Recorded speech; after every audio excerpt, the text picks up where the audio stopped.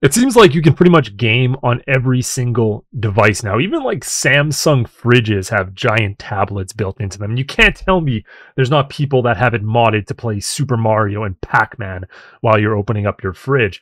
But one device that a lot of people don't know is an underrated gaming machine, your Firestick, or your Fire TV Cube like I have here, or one of the other main Fire TV devices.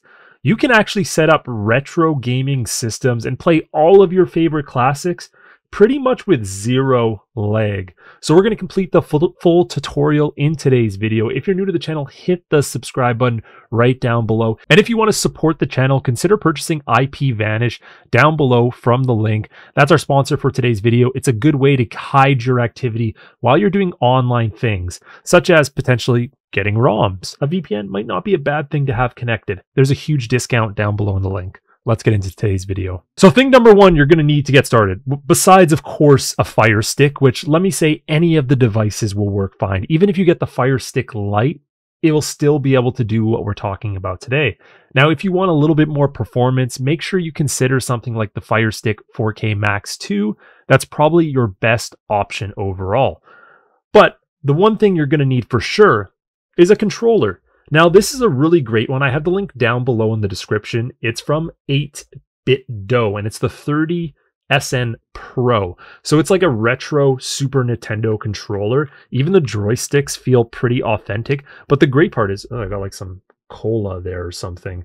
But the really great part is that it's Bluetooth enabled. And they do also have ones that have a USB dongle. So if you have an OTG cord plugged in, you can also use the dongle, of course. So let me show you how I set this up on my Fire Stick in a matter of seconds. Now, I also want to mention that the link is down below in the description for the 8BitDo, if you guys want to purchase it. So head over to settings, and you want to go to remotes and Bluetooth devices. Now, you can pretty much connect any Bluetooth controller. So even if you have a PS4, PS5, if you can get those into sync mode, you should be able to connect it to your Fire TV as well. So don't feel pressured to get this one. It's not the only one on the market, but it's one that I found has worked really well for what you're going to be using it for, especially retro games.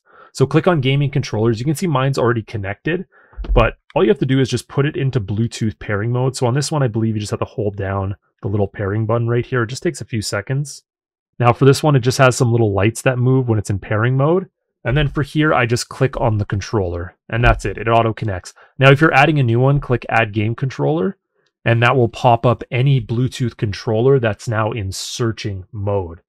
So now we have to move on to getting the actual emulator. So the emulator is basically the thing we play the games on. So it's like a virtual Super Nintendo, Nintendo Entertainment System, all of those. Let's check it out. Okay, I'm not going to lie as well. It's actually kind of fun to control your Fire Stick with a gaming controller. It makes it a lot easier moving around with the joystick. So head to the Find section right here. Go ahead and click on it. And then click on the search bar right here. I'm trying to remember the controls.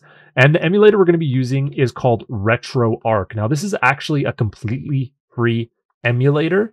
I believe they have a paid version as well, but maybe that's a different one. But this one is completely free. RetroArch has been around for a long time. Great on NVIDIA Shield as well, all that. So you can go ahead and install it here. Once it's installed, you're going to get a screen separate than this one. Now, this menu is set up kind of like an old school PS3 or PS4 menu, I think. I can't remember. Let me show you how to switch it to this because it looks a lot cleaner than the default menu that they give to you. Okay, so you want to scroll over, or in the case the menu you're probably on, you want to scroll down until you find this settings menu. It'll have gears, and then you want to find the user interface option. Go ahead and click on that. Then from here and scroll down until you find appearance. Now, this is basically the default skin that it shows. Now, I think the one they usually have it on is GLU to start. The one you want right here is XMB. I find it's the cleanest one. So click on that. From there, you're going to want to exit out and fully restart your app. Oh, I don't want to switch it there. So once you get here, go ahead and press quit.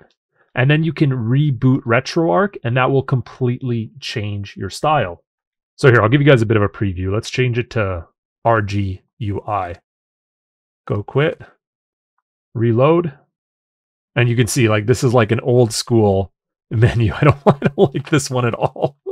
So we can go back to user interface at any point, and we can go here and change it back to XMB, quit all the way back, press quit. It's just the way the menu looks. It's up to you which one you like. So now that we have our emulator, there's one very important thing we have to talk about, and that is ROMs. Now, there's only so much I can discuss on YouTube about ROMs because discussing ROMs is a bit of a no-no. Actually, in fact, a lot about how I talk about third-party streaming apps or streaming in general, ROMs are considered like the gaming version of that. Now, technically, if you own a physical copy of the game, you're also allowed to own the digital ROM copy. So if you already own a copy of Super Mario Bros., you can also download the ROM and use it because you already own the physical copy. Now, I don't know how deep this law goes, and it seems like companies like Nintendo are trying to legalize it more and more and more, or illegalize it. So that will be up to you to get your own ROMs. That's not something I can discuss. But there are two ways to put ROMs on your device. One of them would be, like I have here, a little USB stick. Now, if you have an OTG cable, which allows you to connect a USB drive to your Fire Stick, let me see if I can find one here. Aha! I was able to find it. I always have one laying around here somewhere with all my streaming accessories. So basically, you connect your Fire Stick's power cord to this. That then branches off to a USB port, which I have a USB drive plugged in right now. And then you can plug your power cord into this. So it's basically just a three-way connector. They're super cheap and they really come in handy for a lot of different devices. Again, the link is down below with the 8-bit controller as well if you want to check it out.